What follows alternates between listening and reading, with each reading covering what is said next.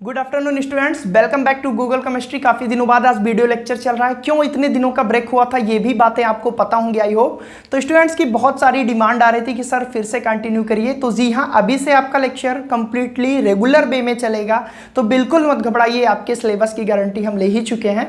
तो आज से हम लोग पढ़ेंगे इंजॉय करके एकदम से। तो जो आज का हमारा टॉपिक है स्टूडेंट्स, वो है हमारा इलेक्ट्रोनिगेटिविटी, क्लास 11th के classification of the element and the periodicity and the property, यानी कि चैप्टर नंबर 3 का इनऑर्गेनिक केमिस्ट्री का टॉपिक है। बहुत ही ज़्यादा इंपॉर्टेंट आपके आईआईटी, आपके मेडिकल एग्जाम के लिए और आपके क्लास 11th के लिए। और तीनों केमिस्ट्री, इनऑर्गेनिक, ऑर्गेनिक और फिजिकल, तीनों में बहुत ही ज़्यादा इंपॉर्टेंट है। आप बोलेंगे ये कैसे? क्योंकि बिना इलेक्ट्रोनिगेटिविटी के जाने आप उधर रिएक्शन मैकेनिज्म नहीं कर पाएंगे, इधर बॉन्ड नहीं तोड़ पाएंगे और उधर फिजिकल में भी इसका यूज होगा। तो आइए देखते हैं कि क्या क्या हमको आज के लेक्चर में देखना है। स्टूडेंट, सबसे पहले हम बात करेंगे कॉन्सेप्ट ऑफ इलेक्ट्रोनिगेटिविटी। दूसरी चीज कि इलेक्ट्रोनिगेटिविटी को कौन कौन से फैक्टर अफेक्ट करते हैं। और तीसरी चीज क्या वेरिएशन है, यानी कि ट्रेंड्स इन पीरियोडिक टेबल। तो वीडियो को लास्ट तक देखिएगा, वीडियो में पूरे कॉन्सेप्ट को क्लियर करके ही जाइएगा। कॉपी और पेन लेकर एकदम से कंसंट्रेट होकर बैठ जाइए। ये 10 मिनट जो आपके हैं ना स्टूडेंट्स, ये एग्जाम में कोई क्वेश्चन रुकने नहीं देंगे इस टॉपिक से। तो आइए करते हैं वीडियो को स्टार्ट। बात करें अगर स्टूडेंट्स इलेक्ट्रोनिगेटिविटी की, तो बहुत ही अच्छा वर्ड है। निगेटिविटी वर्ड आप सभी जानते हैं, इलेक्ट्रो से थोड़ा जोड़ के देखिएगा।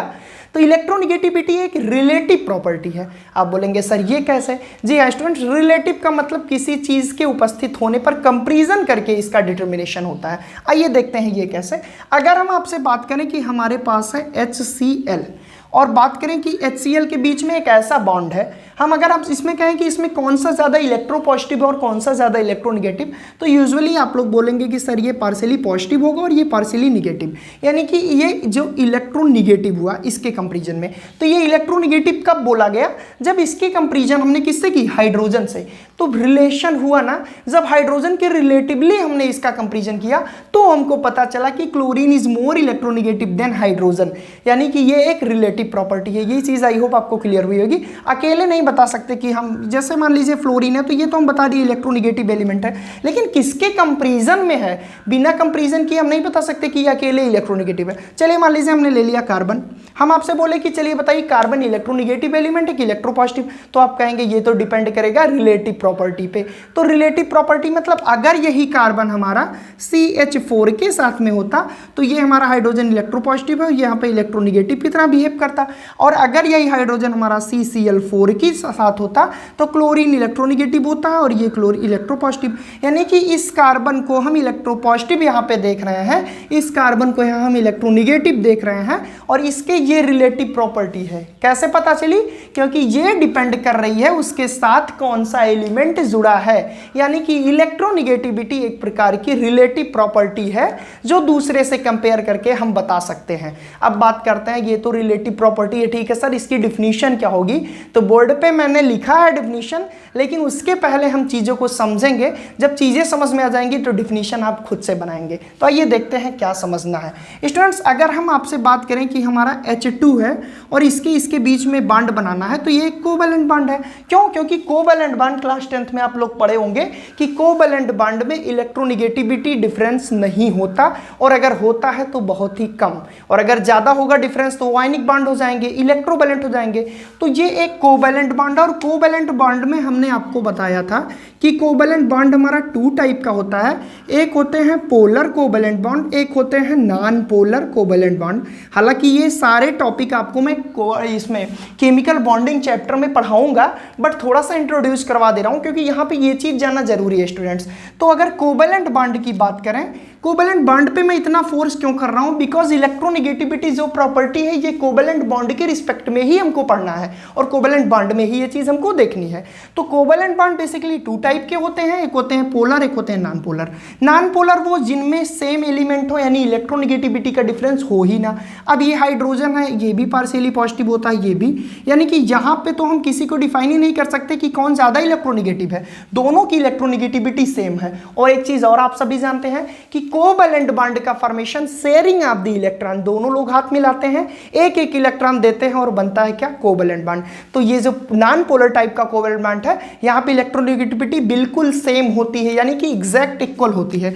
यानी यहाँ पे जो इलेक्ट्रॉन होंगे, मान लीजिए एक इलेक्ट्रॉन इनके हैं और एक इलेक्ट्रॉन इनके हैं, ये क्या किया, ये इनका एक इलेक्ट्रॉन ले लिया, ये क्या किया, ये इनका एक इलेक्ट्रॉन ले लिया। यानी कि यहाँ पे ये जो दो इलेक्ट्रॉन मिलके एक बॉन्ड बनाए, ये पूरी तरह से नॉन पोलर कोवैलेंट बॉन्ड बना।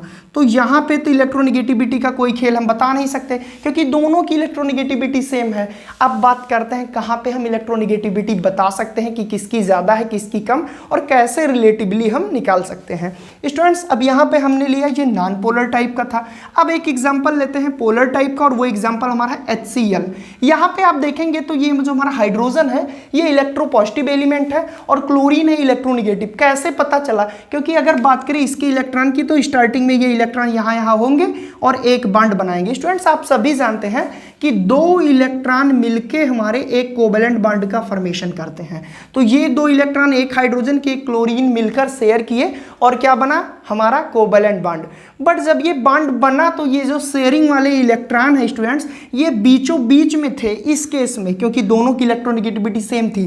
बट ये ज़्यादा मजबूत है, ये ज़्यादा अट्रैक्टिव है। इसने क्या कहा कि ऐसा है, ये दोनों हमको दे दो। और यानी कि ये जो हाइड्रोजन और क्लोरीन के बीच में बॉन्ड था, इलेक्ट्रॉन यहाँ ना होकर के शिफ्ट होके क्लोरीन की तरफ पहुँच गया, और यही क्लोरीन का इन शेयर्ड पेयर्ड इलेक्ट्रॉन को अपनी तरफ खींचने की जो टेंडेंसी है स्टूडेंट्स, यही हमारी क्या है, इलेक्ट्रोनेगेटिविटी।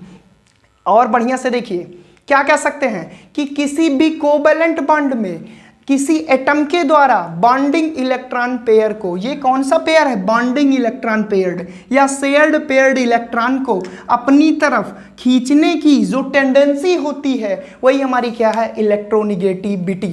डेफिनेशन मैंने बोर्ड पे लिखी है, tendency to attract shared paired electron. Shared paired मतलब यही वाले, देखिए यहाँ पे इन कोवैलेंट बॉन्ड, ये कोवैलेंट बॉन्ड है हाँ, बट पोलर कोवैलेंट बॉन्ड है। पोलर क्यों, because here is electronegativity difference is very minute, क्योंकि यहाँ पे इलेक्ट्रोनेगेटिविटी का डिफरेंस है। अगर डिफरेंस नहीं होता तो कौन सा होता, नॉन पोलर। तो फिर से देखिए, tendency to attract shared paired electron or bonding electron pair in covalent bond is called electronegativity. यानी कि इलेक्ट्रोनेगेटिविटी के लिए इतनी चीजें होनी जरूरी है। पहली कोवैलेंट बॉन्ड, दूसरा एक और एलिमेंट होना चाहिए जिसके कंपैरेटिव में हमको निकालनी है, तीसरी अट्रैक्ट करना है किसको, इलेक्ट्रॉन पेयर को, किसकी तरफ, अपनी तरफ। जो जितना ज़्यादा खींचेगा वो उतना ज़्यादा इलेक्ट्रोनेगेटिविटी, और जो कहेगा जाओ भैया जाने दो, वो इलेक्ट्रोपॉजिटिव। तो आई होप आपको इलेक्ट्रोनेगेटिविटी का पूरा कॉन्सेप्ट क्लियर हुआ होगा। अब देखेंगे कि इलेक्ट्रोनेगेटिविटी को किस स्केल में मेजरमेंट करते हैं और कौन कौन से फैक्टर जो इसको अफेक्ट करते हैं। तो जल्दी से लीजिए स्क्रीनशॉट, हम देखते हैं फैक्टर अफेक्टिंग इलेक्ट्रोनेगेटिविटी। स्टूडेंट्स, अभी हमने देखा कि इलेक्ट्रोनेगेटिविटी का क्या पूरा कॉन्सेप्ट है और देखा कि कैसे ये रिलेटिव प्रॉपर्टी। अब हम देखेंगे कि इसका मेजरमेंट कैसे करते हैं। तो स्टूडेंट्स, एक चीज आपको बता दूं कि इलेक्ट्रोनेगेटिविटी के मेजरमेंट के लिए 3 स्केल हैं और बहुत सारी स्केल हैं, बट आपके लेवल पर क्लास 11, 12, IIT नीट के लेवल पर आपको जो पढ़ना है वो पढ़ना है पाउलिंग स्केल। यानी कि हम अगर बात करें इलेक्ट्रोनेगेटिविटी का मेजरमेंट किस स्केल में करते हैं, 1 नंबर का क्वेश्चन हो सकता है, तो वो क्या है, पाउलिंग स्केल। 1932 में पाउलिंग स्केल आई, जो कि इलेक्ट्रोनेगेटिविटी के मेजरमेंट से रिलेटेड बहुत सारी बातें अपने आप में लिए हुए थी। तो ये चीज़ हमको नहीं देखनी है, बस हमको ये देखनी है कि आज भी हम लोग जो लिखते हैं इलेक्ट्रोनेगेटिविटी की वैल्यू, वो किस बेस पे, पाउलिंग स्केल पे। अब देखते हैं वो कौन कौन से फैक्टर हैं जो इलेक्ट्रोनेगेटिविटी को डिफरेंट यानी कि अफेक्ट करते हैं। स्टूडेंट्स, एक चीज मैंने आपको नहीं बताई कि जो हमारा इलेक्ट्रोनेगेटिविटी है, अगर इसको शॉर्ट में लिखना चाहें तो EN से आप लिख सकते हैं। जैसे आयोनाइजेशन पोटेंशियल को IP से दिखाए थे, इलेक्ट्रॉन अफिनिटी को EA से दिखाए थे, एज इट इज इलेक्ट्रोनेगेटिविटी को EN से। तो आगे हम लोग जो भी पढ़ेंगे वो EN के फॉर्म में देखेंगे। तो बात करें अगर कौन कौन से फैक्टर हैं, तो स्टूडेंट्स बेसिकली 3 फैक्टर मेनली इसको अफेक्ट करते हैं। फर्स्ट हमारा है न्यूक्लियर चार्ज, सेकंड हमारा है एटॉमिक साइज, और थर्ड हमारा है ऑक्सीडेशन स्टेट। आप सोचेंगे सर यही सारे फैक्टर तो आयोनाइजेशन पोटेंशियल और इलेक्ट्रॉन अफिनिटी में भी डिपेंड कर रहे थे या अफेक्ट कर रहे थे। जी हाँ स्टूडेंट्स, फैक्टर वही हैं, कॉन्सेप्ट भी सब वही है, बस थोड़ा सा हेरफेर है। तो अगर आप पिछले दोनों लेक्चर को देखे हैं तो आई होप ये सारी चीज़ें चुटकियों में आपको समझ में आएंगी। तो अगर आप नहीं देखे हैं तो कोई बात नहीं, प्लेलिस्ट में जाइए, वहाँ पे देख लीजिए आयोनाइजेशन पोटेंशियल इलेक्ट्रॉन अफिनिटी का वीडियो, और देखें सीखे हैं तो बहुत ही अच्छी बात है, फिर भी हम आपको पूरी तरह से बेसिक से लेकर एडवांस तक समझाएंगे। तो बात करें फर्स्टली तो हम सबसे पहले देखेंगे न्यूक्लियर चार्ज कैसे अफेक्ट करता है किसी एटम की इलेक्ट्रोनिगेटिविटी को। देखिए कैसे, जो हमारा न्यूक्लियर चार्ज होता है ये किस पर डिपेंड करता है, नंबर ऑफ प्रोटॉन पे, नंबर ऑफ प्रोटॉन पे। और हम लोग ये भी जानते हैं कि पीरियोडिक टेबल है, जैसे मान लीजिए हम पीरियोडिक टेबल में लेफ्ट टू राइट जा रहे हैं तो हम लोगों ने देखा था एटॉमिक साइज में भी कि लेफ्ट टू राइट जाने पर साइज डिक्रीज होती है, यानी कि यहाँ पे साइज बड़ी है, यहाँ पे थोड़ी कम, यहाँ पे थोड़ी कम, यहाँ पे छोटी और छोटी। क्यों? क्योंकि न्यूक्लियर चार्ज बढ़ता है, यानी कि नंबर ऑफ प्रोटॉन का मतलब क्या है, देखिए जब हम लेफ्ट टू राइट जाते हैं किसी पीरियड में स्टूडेंट्स तो नंबर ऑफ प्रोटॉन इंक्रीज होता है, और नंबर ऑफ प्रोटॉन इंक्रीज होने का मतलब न्यूक्लियस का जो अट्रैक्शन है इलेक्ट्रॉन खींचने का, न्यूक्लियस का जो अट्रैक्शन होता है किसी इलेक्ट्रॉन को अपनी तरफ खींचने का वो बढ़ेगा। यानी नंबर ऑफ प्रोटॉन अगर लेफ्ट टू राइट जाने पर बढ़ रहा है तो हमारा जो अट्रैक्शन है वो भी बढ़ेगा, और अट्रैक्शन बढ़ेगा तो टेंडेंसी टू गेन इलेक्ट्रॉन भी बढ़ेगा, टेंडेंसी ऑफ गेन इलेक्ट्रॉन भी बढ़ेगा। और स्टूडेंट्स एक चीज़ बताइए कि इलेक्ट्रोनिगेटिविटी क्या है, इलेक्ट्रॉन को अपनी तरफ खींचने की टेंडेंसी ही तो है, मैंने यही तो बताया। किसी भी कोवैलेंट बॉन्ड के शेयर्ड पेयर्ड इलेक्ट्रॉन या बॉन्डिंग इलेक्ट्रॉन पेयर को अपनी तरफ खींचने की जो प्रवृत्ति है, टेंडेंसी है, वही हमारी इलेक्ट्रोनिगेटिविटी है। तो ध्यान से देखिएगा, अगर हम लेफ्ट टू राइट जा रहे हैं, नंबर ऑफ प्रोटॉन बढ़ रहे हैं, न्यूक्लियर चार्ज बढ़ रहा है, तो इलेक्ट्रॉन को अपनी तरफ खींचेंगे, और इलेक्ट्रॉन को अपनी तरफ खींचने की जो टेंडेंसी है वो इलेक्ट्रोनिगेटिविटी है। यानी न्यूक्लियर चार्ज जितना ज्यादा बढ़ेगा इलेक्ट्रोनिगेटिविटी उतनी ज्यादा बढ़ेगी। तो क्या रिलेशन आया, रिलेशन ये आया कि nuclear charge is directly proportional to electronegativity. Nuclear charge जितना ज़्यादा बढ़ेगा इलेक्ट्रोनिगेटिविटी उतनी ज़्यादा बढ़ेगी, इलेक्ट्रॉन को अपनी तरफ खींचने की टेंडेंसी उतनी ज़्यादा बढ़ेगी। एक बार थोड़ा सा और क्लियर कर दें, न्यूक्लियर चार्ज है क्या स्टूडेंट्स। अगर बात करें कि ये हमारा एक एटम है और एक हमारा ये एटम है, इसमें 2 प्रोटॉन हैं, इसमें 4, 5, 6 प्रोटॉन हैं, इसमें 6 प्रोटॉन है, इसमें 2 प्रोटॉन है। अगर कहें कि कौन ज़्यादा अपनी तरफ खींचेगा किसी इलेक्ट्रॉन को, एक इलेक्ट्रॉन यहाँ पे घूम रहा है और ये अच्छे से खींचेगा कि ये, तो आप बोलेंगे यार ये 6 लोग हैं घसीट लाएंगे, ये 2 लोग हैं थोड़ा आसानी से नहीं ले पाएंगे। यानी कि इसमें अट्रैक्शन ज़्यादा होगा, और ये अट्रैक्शन किसके रीज़न से है, due to presence of proton. और प्रोटॉन की संख्या जितनी ज़्यादा होती है वही उसका न्यूक्लियर चार्ज होता है। यानी कि इस इलेक्ट्रॉन को ये ज़्यादा अपनी तरफ खींचेगा, तो जितने ज्यादा प्रोटॉन होंगे उतना ज्यादा न्यूक्लियर चार्ज होगा, और जितना ज्यादा न्यूक्लियर चार्ज होगा उतनी ज्यादा टेंडेंसी होगी इलेक्ट्रॉन को अपनी तरफ खींचने की। इसलिए nuclear charge is directly proportional to electronegativity. तो आई होप आपको क्लियर हुआ होगा कि कैसे इफेक्ट डालता है न्यूक्लियर चार्ज। अब बात करते हैं सेकंड हमारा है एटॉमिक साइज। इसी कॉन्सेप्ट में हम इसको भी देखेंगे। मैंने बताया कि न्यूक्लियर चार्ज बढ़ता है तो साइज डिक्रीज होती है। साइज क्यों डिक्रीज होगी, आप बोलेंगे सर प्रोटॉन बढ़ेगा तो साइज बढ़नी चाहिए, साइज क्यों डिक्रीज हो रही है। भाई देखिए, ये जो हमारा प्रोटॉन है जब ये ज़्यादा अच्छे से खींचेगा तो ये और कम में रहेगा, और इस पे मान लीजिए ये ऐसे है, ठीक है, मान लीजिए इसकी साइज ऐसे है। अब सबसे कम साइज इसकी इसलिए है क्योंकि ये बहुत बढ़िया से अपने सभी इलेक्ट्रॉनों को पकड़े हुए है, ये थोड़ा कम अच्छे से पकड़े हुए हैं, इसलिए इसकी साइज थोड़ा बड़ी है। और इसकी साइज सबसे बड़ी है क्योंकि इसमें इलेक्ट्रॉन प्रोटॉन ज़्यादा है, वो ठीक है, लेकिन इसकी पकड़ उतना नहीं है इन इलेक्ट्रॉनों पर, और इसकी पकड़ बहुत ज़बरदस्त है। तो जिस पर जितना न्यूक्लियर चार्ज होगा स्टूडेंट्स उसकी साइज उतनी छोटी होगी, क्योंकि हम लोगों ने पिछले लेक्चर में भी देखा कि न्यूक्लियर चार्ज इन्वर्सली प्रोपोर्शनल होते हैं किसके, एटॉमिक साइज के। यानी कि अगर न्यूक्लियर चार्ज बढ़ रहा है तो एटॉमिक साइज घट रही, यानी कि एटॉमिक साइज घटेगी। कब, अगर न्यूक्लियर चार्ज, मैं यहाँ पे थोड़ा सा ऐसे दिखा दे रहा हूँ, अगर न्यूक्लियर चार्ज बढ़ेगा, यानी कि न्यूक्लियर चार्ज बढ़ता है तो एटॉमिक साइज घटती है। और अभी अभी एक रिलेशन हमने देखा कि न्यूक्लियर चार्ज बढ़ेगा तो इलेक्ट्रोनिगेटिविटी बढ़ेगी, यानी कि nuclear charge electronegativity same case है, यानी कि एटॉमिक साइज इसके जस्ट अपोजिट है। तो अगर किसी भी एटम की एटॉमिक साइज ज़्यादा है तो इलेक्ट्रोनिगेटिविटी 100% कम होगी। क्या रिलेशन आया, एटॉमिक साइज, यहाँ पे मैं लिख रहा हूँ, क्या रिलेशन आया, atomic size inversely proportional electronegativity. क्यों, क्योंकि न्यूक्लियर चार्ज के ये इनवर्सली प्रोपोर्शनल है एटॉमिक साइज, और न्यूक्लियर चार्ज इलेक्ट्रोनिगेटिविटी के डायरेक्टली प्रोपोर्शनल है। तो अगर ये इसका भाई है और ये इसका दुश्मन है तो ये भी इसका दुश्मन ही होगा। और सेम वही चीज, न्यूक्लियर चार्ज इलेक्ट्रोनिगेटिविटी भाई भाई, ये तरक्की करेगा तो ये भी तरक्की करेगा, लेकिन ये तुमको तरक्की नहीं करने देंगे, यानी ये करेगा तो इसकी तरक्की नहीं होगी, तो सेम चीज अगर इसकी तरक्की नहीं होगी तो इसकी तरक्की होगी। यानी कि इलेक्ट्रोनिगेटिविटी एटॉमिक साइज के इन्वर्सली प्रोपोर्शनल है। किसी भी एटम की साइज जितनी बड़ी इलेक्ट्रोनिगेटिविटी उतनी कम। क्यों इलेक्ट्रोनिगेटिविटी उतनी कम? क्योंकि टेंडेंसी किसी इलेक्ट्रॉन को अपनी तरफ खींचने की कम होगी। पकड़ ही नहीं है अपने ही इलेक्ट्रॉनों पे तो दूसरे को क्या खींचेगा यार, बेसिक सेंस लगाइए। अब बात करते हैं तीसरे फैक्टर की स्टूडेंट्स, ऑक्सीडेशन स्टेट की। तो अगर हम आपसे कहें कि एक की ऑक्सीडेशन स्टेट +2 है, एक की ऑक्सीडेशन स्टेट +3 है, और कौन सा ज्यादा इलेक्ट्रोनिगेटिविटी होगा, कौन सा ज्यादा इलेक्ट्रोनिगेटिविटी शो करेगा, तो स्टूडेंट्स एक चीज हमेशा याद रखिएगा कि जहां पे ये इलेक्ट्रोपॉजिटिव वैल्यू कम होगी, जहां पे ये इलेक्ट्रोपॉजिटिव वैल्यू कम होगी वो ज्यादा इलेक्ट्रोनिगेटिव होगा। क्यों? ये इलेक्ट्रोनिगेटिव है, इसने केवल 2 ही इलेक्ट्रॉन दिए, और ये और ज्यादा इलेक्ट्रोपॉजिटिव, इसने कहा ले जाओ, इनको भी ले जाओ। देखिए मेरी बात, ये जो हमारा मान लीजिए कि ये हमारा एक है क्या, एटम है, यहां से 1 इलेक्ट्रॉन निकला, यहां से 2 इलेक्ट्रॉन निकला, ठीक, और एक ये भी एटम है और यहाँ से 1 2 3 इलेक्ट्रॉन निकल गए। जब 3 इलेक्ट्रॉन निकल गए तो इस पर पॉजिटिव करैक्टर बढ़ा ज़्यादा, नंबर ऑफ प्रोटॉन ज़्यादा हो गए in comparison to number of electron. यहाँ पे 2 निकले, ज़्यादा हुए, बट यहाँ पे उतने ज़्यादा नहीं हुए, यहाँ पे 2 प्रोटॉन ज़्यादा हैं, यहाँ पे 3 प्रोटॉन ज़्यादा हैं, तो पॉजिटिव चार्ज ज़्यादा किस पे रहेगा, इस पे ना, क्योंकि यहाँ पे 3 प्रोटॉन ज़्यादा हैं। तो अगर इन दोनों में कंपेरिजन करें कि कौन सी ऑक्सीडेशन स्टेट की वैल्यू ज़्यादा इलेक्ट्रोनिगेटिव है, तो जो +2 है, यानी कि पॉजिटिव ऑक्सीडेशन स्टेट जितनी कम होगी वह एलिमेंट उतना ही ज़्यादा इलेक्ट्रोनिगेटिव होगा। फिर से मैं इसके लिए रिलेशन दिखा दे रहा हूँ।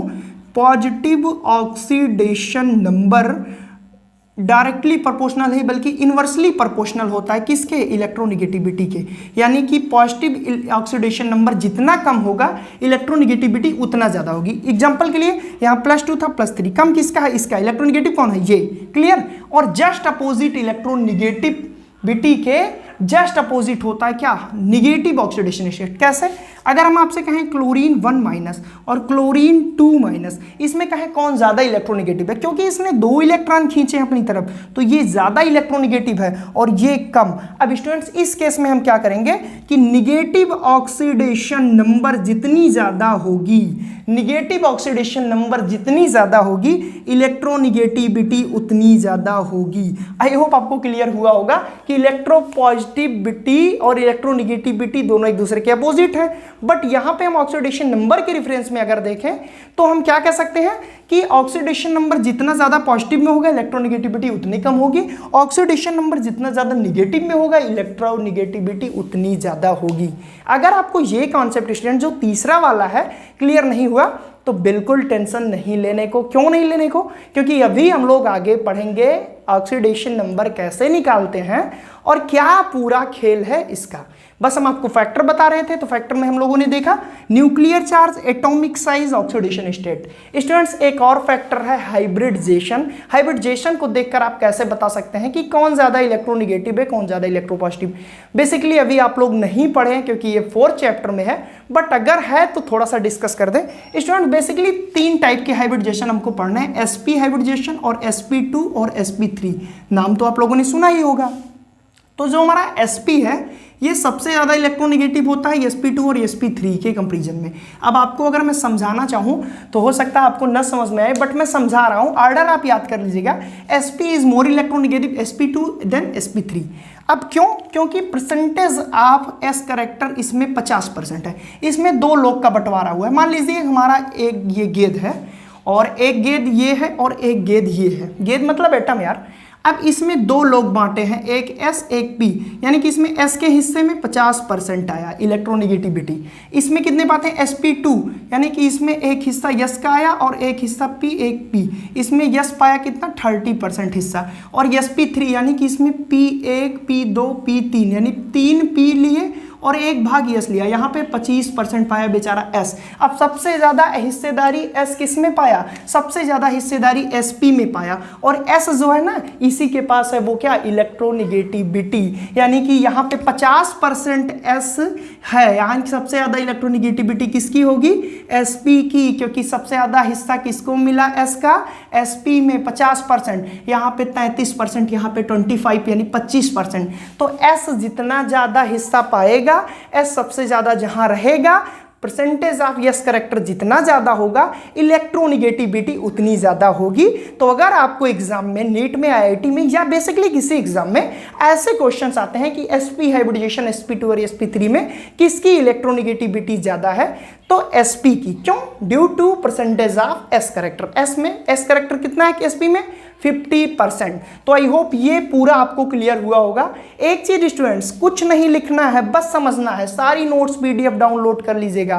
कहाँ है? डिस्क्रिप्शन बॉक्स में। तो आइए अब देखते हैं वो कौन कौन से वेरिएशन है जब हम लेफ्ट टू राइट जाते हैं तो क्या होता है इलेक्ट्रोनिगेटिविटी में, और पीरियोडिक टेबल में ऊपर से नीचे जाते हैं तो क्या होता है। तो जल्दी से लीजिए स्क्रीन शॉट।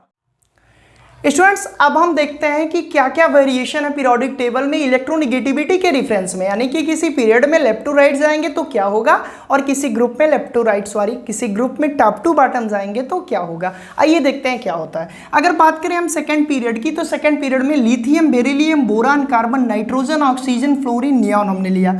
अब स्टूडेंट्स एक चीज आपको पता है कि अभी हमने जब फैक्टर की बात की तो हमने देखा कि न्यूक्लियर चार्ज डायरेक्टली प्रोपोर्शनल होता है इलेक्ट्रोनिगेटिविटी के, और जो हमारी साइज होती है ये इनवर्सली प्रोपोर्शनल होती है किसके? इलेक्ट्रोनिगेटिविटी के। इन्हीं दो कॉन्सेप्ट को रख के हम किसी भी पीरियड में ट्रेंड्स को देखेंगे। देखिए कैसे देखते हैं, यानी कि अगर लेफ्ट टू राइट जाएंगे स्टूडेंट्स तो हम सभी जानते हैं पीरियोडिक टेबल में लेफ्ट टू राइट जाने पर न्यूक्लियर चार्ज बढ़ता है। मैं यहाँ पे ऐसे लिख रहा हूँ, न्यूक्लियर चार्ज हमारा क्या होता है? बढ़ता है। न्यूक्लियर चार्ज बढ़ता है और जो साइज होती है ये हमारी घटती है। क्यों घटेगी? क्योंकि न्यूक्लियर चार्ज साइज के इनवर्सली होता है। अब स्टूडेंट्स अगर न्यूक्लियर चार्ज बढ़ रहा है तो न्यूक्लियर चार्ज डायरेक्टली प्रोपोर्शनल है किसके? इलेक्ट्रोनिगेटिविटी के, यानी कि इलेक्ट्रोनिगेटिविटी भी बढ़ेगी। अब आपसे क्वेश्चन आ गया कि किसी पीरियड में इलेक्ट्रोनिगेटिविटी का क्या वेरिएशन है, तो on going left to right in a period nuclear charge is increases due to this reason, या hence electronegativity is also increases. Electronegativity left to right जाने पर बढ़ती है। क्यों बढ़ती है भाई? क्योंकि न्यूक्लियर चार्ज बढ़ता है। तो न्यूक्लियर चार्ज बढ़ने से इलेक्ट्रोनिगेटिविटी का क्या मतलब? क्योंकि न्यूक्लियर चार्ज बढ़ेगा तो साइज छोटी होगी, साइज छोटी होगी तो इलेक्ट्रॉन अट्रैक्ट करने की टेंडेंसी ज्यादा होगी। इलेक्ट्रॉन अट्रैक्ट करने की टेंडेंसी हमारी क्या है? इलेक्ट्रोनिगेटिविटी। यानी कि आप डिफाइन कर सकते हैं कि लेफ्ट टू राइट जाएंगे तो इलेक्ट्रोनिगेटिविटी बढ़ेगी। क्यों बढ़ेगी? क्योंकि न्यूक्लियर चार्ज बढ़ता है। अब आपसे कह दिया जाए आर्डर, तो आप ऐसे आर्डर लिख देंगे, इसमें क्या है। लेकिन ध्यान रखिएगा यहाँ पे ये ध्यान रखिएगा, यहाँ पे बस ये हम फ्लोरीन तक का मामला देखे हैं। आप बोलेंगे सर नियॉन क्यों नहीं? स्टूडेंट्स क्योंकि नियॉन बॉन्ड नहीं बनाता। नियॉन कोवेलेंट बॉन्ड क्या कोई बॉन्ड नहीं बनाता? जब वो बॉन्ड ही नहीं बनाएगा, इलेक्ट्रॉन पेयर होंगे ही नहीं, बॉन्डिंग इलेक्ट्रॉन पेयर को खींचना है ना अपनी तरफ, तो जब यार इलेक्ट्रॉन पेयर को ये खींचेगा ही नहीं, यानी कि बॉन्ड ही नहीं बनाएगा, तो खींचेगा क्या? इसलिए इसकी इलेक्ट्रोनिगेटिविटी वैल्यू 0 होती है। ये न्यूट्रल है, ना तो ये खींचता है ना तो ये देता है। तो नियॉन की बात हम लोग नहीं करेंगे। यानी कि किसी भी पीरियड में इसका मतलब जो इधर हैं हमारे वो इलेक्ट्रोपॉजिटिव होते हैं पार्शियली, और जो हमारे इधर हैं ये इलेक्ट्रोनिगेटिव होते हैं। एक चीज और यहां से क्लियर हो रही है, लेफ्ट साइड के एलिमेंट इलेक्ट्रोपॉजिटिव है, राइट साइड के एलिमेंट पीरियोडिक टेबल में इलेक्ट्रोनिगेटिव है। तो आई होप आपको ये क्लियर हुआ होगा। और किस कॉन्सेप्ट पे? बस इन दोनों कॉन्सेप्ट पे। अब हम देखते हैं पीरियड नहीं, अब किसकी बात करते हैं? ग्रुप की बात। तो चलिए ले लेते हैं ग्रुप की। अगर हम बात करें स्टूडेंट्स ग्रुप में क्या ट्रेंड्स है किसका? इलेक्ट्रोनिगेटिविटी का। तो जल्दी से एक ग्रुप पकड़िए और सबका नाम लिखिए। चलिए लिख लेते हैं। फ्लोरीन हो गया, क्लोरीन हो गया, ब्रोमीन हो गया, आयोडीन हो गया। ये हमारा हैलोजन है। आप सभी जानते हैं कि किसी ग्रुप में अगर हम ऐसे लिखें, चलिए ग्रुप के फॉर्म में लिखें ऊपर से नीचे टॉप टू बॉटम, तो फ्लोरीन, क्लोरीन, ब्रोमीन, आयोडीन। ऊपर से नीचे जाने पर स्टूडेंट साइज बढ़ती है। क्यों बढ़ती है? क्योंकि न्यूक्लियर चार्ज घटता है और नंबर ऑफ सेल बढ़ते हैं। ऊपर से नीचे जाने पर साइज बढ़ती है। मैं यहाँ पे दिखा रहा हूँ, ऊपर से नीचे जाने पर साइज बढ़ रही है। क्यों बढ़ रही है? क्योंकि n की वैल्यू भी बढ़ती है। यहाँ पे n = 2 होगा, यहाँ पे n = 3, यानी ये तीसरे पीरियड की बात हो रही है, ये चौथे की बात हो रही है, ये पांचवें की। तो जब यार नंबर ऑफ सेल बढ़ेंगे तो साइज क्यों नहीं बढ़ेगी? और आप सभी जानते हैं कि अगर साइज बढ़ी तो साइज इनवर्सली प्रोपोर्शनल होती है इलेक्ट्रोनिगेटिविटी के, यानी कि अगर साइज बढ़ी तो इलेक्ट्रोनिगेटिविटी घटेगी। फिर उसी दो कॉन्सेप्ट को यूज करेंगे। अगर साइज बढ़ी तो इलेक्ट्रोनिगेटिविटी घटेगी, यानी ऊपर से नीचे जाने पर ग्रुप में टॉप टू बॉटम जाने पर इलेक्ट्रोनिगेटिविटी डिक्रीज होगी। क्यों डिक्रीज होगी भाई? क्योंकि साइज इंक्रीज हो रही है और साइज इलेक्ट्रोनेगेटिविटी में इनवर्सली रिलेशन है। तो आई होप आपको क्लियर हुआ होगा। अब आपसे ऐसे कहीं क्वेश्चन मिल गया कि फ्लोरीन है, क्लोरीन है, ब्रोमीन है, आयोडीन है, फ्लोरीन है, क्लोरीन है, ब्रोमीन, आयोडीन है, जरा इसको इलेक्ट्रोनेगेटिव के ऑर्डर में अरेंज करिए, तो आप तुरंत ऐसे ऐसे कर देंगे, बोलेंगे फ्लोरीन की इलेक्ट्रोनेगेटिविटी सबसे ज्यादा है और आयोडीन की इलेक्ट्रोनेगेटिविटी सबसे कम। तो ये रहा ऑल अबाउट हमारा पीरियड और ग्रुप में क्या ट्रेंड्स है। अब कुछ बहुत ही इंपॉर्टेंट पॉइंट जो आपके एग्जाम कंपटीशन के लिए बहुत ज्यादा जरूरी है, 4 पॉइंट रिमेंबर करिएगा, ध्यान से सुनिए। मोस्ट इलेक्ट्रोनेगेटिव एलिमेंट कौन सा है पूरी पीरियोडिक टेबल में? मोस्ट इलेक्ट्रोनेगेटिव एलिमेंट पूरे पीरियोडिक टेबल में फ्लोरीन है। मोस्ट इलेक्ट्रोनेगेटिव एलिमेंट याद कर लीजिए, सबसे ज्यादा। क्यों? क्योंकि सबसे राइट में यही उपस्थित है और सबसे ऊपर हीलियम की बात मत करिएगा, हीलियम नोबेल गैस है, हीलियम की इलेक्ट्रोनेगेटिविटी नहीं मेजरमेंट की जाती। यानी कि मोस्ट इलेक्ट्रोनेगेटिव एलिमेंट कौन सा है? फ्लोरीन। क्यों? क्योंकि सबसे राइट में सबसे अप। क्लियर? अब बात करें दूसरे क्वेश्चन की कि सबसे ज्यादा इलेक्ट्रोपॉजिटिव कौन से ग्रुप के एलिमेंट है? तो जो हमारे एल्कली ग्रुप के होते हैं, यानी कि lithium, sodium, potassium, rubidium, caesium, francium, alkali metal हमारे सबसे ज्यादा इलेक्ट्रोपॉजिटिव होते हैं। क्यों? क्योंकि सबसे ज्यादा लेफ्ट में होते हैं। अब बात करें सबसे ज्यादा इलेक्ट्रोपॉजिटिव एलिमेंट होता कौन सा है? तो एल्कली मेटल में स्टूडेंट्स, ये एल्कली मेटल है, इसमें जो सबसे नीचे उपस्थित होगा इसकी साइज सबसे बड़ी होगी, और क्योंकि ये लेफ्ट साइड में है तो इलेक्ट्रोपॉजिटिव ऑलरेडी है, तो आई होप सीजियम होगा। फ्रेंसियम की बात इसलिए नहीं करते क्योंकि वो रेडियो एक्टिव में आ जाता है। तो सीजियम सबसे ज्यादा इलेक्ट्रोपॉजिटिव एलिमेंट है पूरी पीरियोडिक टेबल में, और फ्लोरीन सबसे ज्यादा इलेक्ट्रोनेगेटिव एलिमेंट है। बात करें ग्रुप की तो एल्कली मेटल सबसे ज्यादा इलेक्ट्रोपॉजिटिव ग्रुप है पीरियोडिक टेबल में, और हेलोजन ग्रुप सबसे ज्यादा इलेक्ट्रोनेगेटिव ग्रुप है। और इलेक्ट्रोनेगेटिविटी की डिफिनीशन एक बार फिर से आप लोग फिर से याद करिए, किसी भी कोवैलेंट बॉन्ड में किसी एटम के द्वारा बॉन्डिंग इलेक्ट्रॉन पेयर को या शेयर्ड पेयर्ड इलेक्ट्रॉन को अपनी तरफ खींचने की जो टेंडेंसी होती है व्हिच इज कॉल्ड इलेक्ट्रोनेगेटिविटी। तो आई होप स्टूडेंट्स आज का लेक्चर आपको बहुत ही अच्छे से समझ में आया होगा। अगर वीडियो लेक्चर अच्छा लगा तो लाइक करिए और कमेंट करके हमको जरूर बताइए यार कि वीडियो आपको कैसा लगा, और शेयर करिए, और चैनल पे अगर नए हैं तो प्लीज़ सब्सक्राइब करिए। आज के लिए बस इतना students, thank you so much. ये सीरीज चलती रहेगी।